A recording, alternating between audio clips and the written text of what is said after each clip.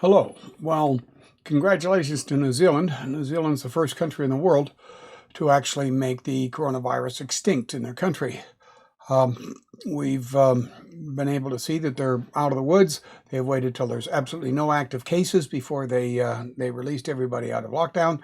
They did a number of stages, but basically everyone was locked down until there were absolutely no active cases in their country. If we look now at the statistics, this is for New Zealand. This is Stats Folio again. We can see obviously no new cases for quite some time. All the active cases are there with a small sliver of deaths. Deaths ended up being 22 people. This is the active cases graph, which I have said is the one to look at. We can see that there are 0 active cases, and it was kept 0 active cases. I think they actually released the lockdown right at the time, the moment they had 0 active cases. That was it. They let it go, and luckily there was no there were no hidden cases around that have come back. So that's absolutely great. New Zealand's the first country. I think the next country will probably be Taiwan. So if we look at Taiwan, here we go. And Taiwan still has a couple of new cases near the end. We have to see where the active cases are. We can see a very small number of active cases, less than 1% of everything in the circle. Again, a small number of deaths, and almost everything's turned to recovered, which is exactly what we want. If we are here, we see this very typical looking graph. Confirmed cases are this S curve. The active cases go up and down, and this S curve in the recovered cases. So again, what we can see, if we look at both recovered and active, once this line is crossed here, we see that there is a mirror image between this line and this line, which indicates that an immunity builds up for this disease, at least within this time span. Again, we see, let's see, what are there now? Very few. There's 5 active cases, I think. Yeah, it's 5 active cases still. So within maybe a couple of weeks, Taiwan will be in the same state as New Zealand. Another country that's in the running for becoming number 2 is Mongolia. Mongolia, of course, breaks the model. And it breaks the model because there is such a high reaction against it. Absolutely no deaths. We do have a number of active cases, but they're very few. If we come down here to the graph, and we see something that doesn't look kind of normal, so we'll get rid of the deaths because that doesn't exist. The recovered and active have not crossed yet. I think they will shortly. Of course, it looks like they will. Now, the confirmed cases has an S curve, which that may be it. They may have no more cases, but we don't know. Active cases are the ones that we want to see drop off. So a while back, about 3 weeks ago, there was a large increase in the number of active cases. So it went from only 27 up to 115.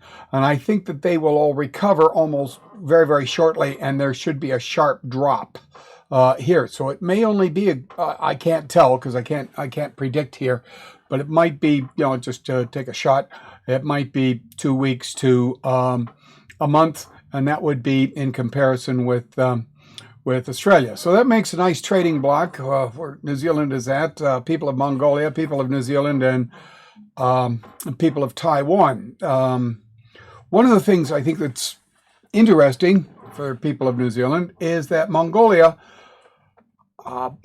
has a tradition to send sheep to countries that they wish to help. I don't know if New Zealand has any sheep to spare, but they may want to send a few to Mongolia as a gesture to try and open up talks. The next country, of course, to take a look at in the Pacific region is Australia. Austria also is doing very well. Australia seems to have some problem with active cases still coming up, new cases still coming in. However, and it's got, sometimes they call it a long tail, which can sometimes happen. But this is, Australia now has about 100 cases, 103 cases. And they've got maybe a month or 2 to go. maybe 2 months. We could actually go through that, but they are on top of it. And provided they remain vigilant, they will kill this disease completely again. Another country I think that's important to look at is Vietnam.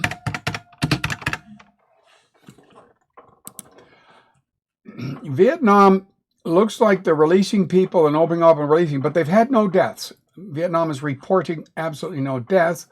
And if we now take a look, what has happened with the active cases file is we can see that it dropped and then it increased again. Oh, it looks like I haven't seen this in a couple of days. Where are we? They're only down to 16 cases, 12 cases. They're down to 12 cases. So Vietnam may well beat out Taiwan for being in second place. The next country, of course, is South Korea.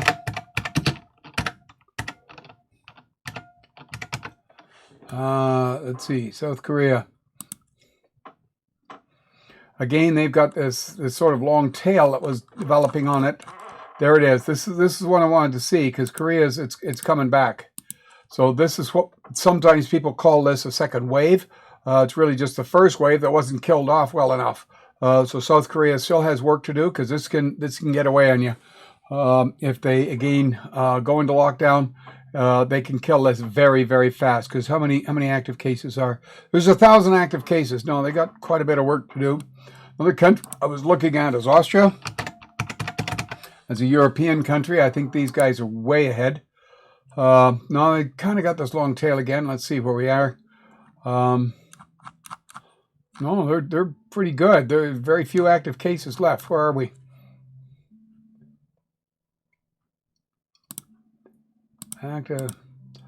Active cases. They're down to 422. Could be a month to 2 months.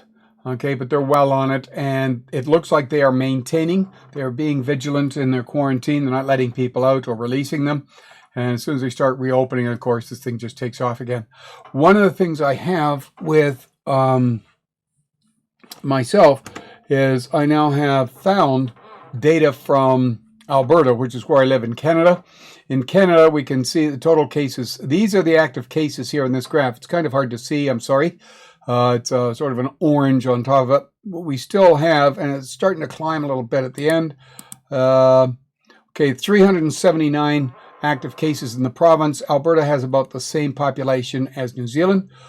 This is not leveled off to a flat. This is not flat yet. It's still increasing. These are total cases that are still increasing. But again, we do see a reflection back and forth, so it does mean that an immunity is built up. So if we go back to, let me see where I go back to, which I think is, no, it's here. Okay, let me go back here to the Statsfolio graph, and we'll look at Canada as a whole, which is where I live. Now, it's still a lot of daily cases coming in. We still got a long ways to go.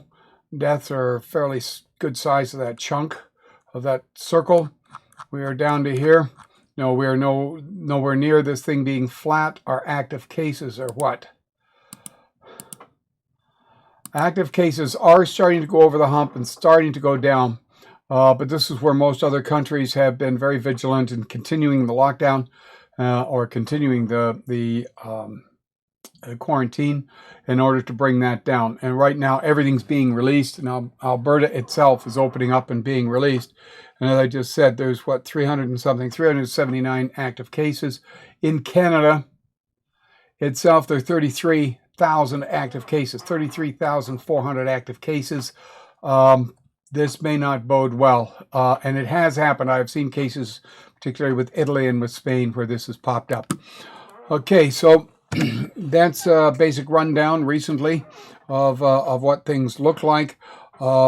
Just with the countries that seem to have it under control, and with Canada, which is basically on the precipice because there's the most number of active cases now than any other time, and that's mostly what is happening in Quebec and Ontario. Newfoundland has done extremely well. So is New Brunswick and Manitoba are the provinces that appear to be ahead of the game. Okay, all the best and thank you.